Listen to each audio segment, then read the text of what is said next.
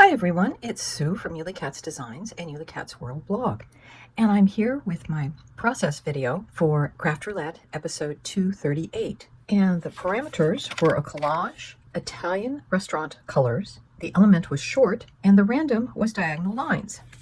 So I have done an A2 card. I'll take it out here. It is an easel card, and as we all know, an A2 is much smaller or shorter than an A9. This is also, let's see, a light up card. My collage, I've done several different places. We've got collage elements here, inside, and on the back. And you could also call this wreath of a variety of green branch colors, a layered collage. You could also call that the diagonal lines, because the way the branches are laid around the circle are not in a straight line. They're in a diagonal fashion all the way around it. And so that's how I got all of my elements. I'll show you what things I used. The main thing that I used was this lovely Stamporia Winter Botanica scrapbooking papers. I also used a Pear Blossom Press halo light, and that's what it actually looks like. There's the button and there's the battery, and then it has 6 lights around it.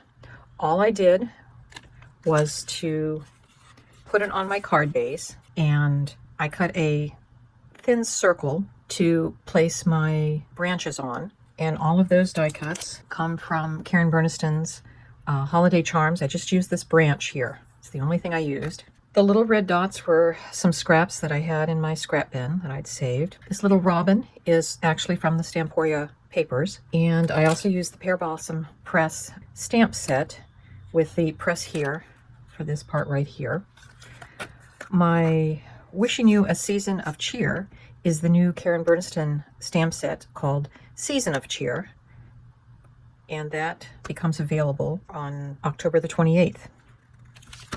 I just fussy cut out a piece from that for the back of the envelope. And so the easel card is actually a 11-inch long, and it's 4 1/4 wide. It's basically an A2 top fold that then I folded again midway to make the easel.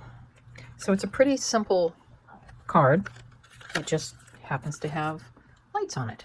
I will tell you that I glued the lights on with, I shouldn't say glued, I used double-sided adhesive to put that on, and then I used foam squares in between the lights to raise up the, I don't know if you can see there, you can see I raised up the circle that the fir branches are put onto to make it so that the light would be underneath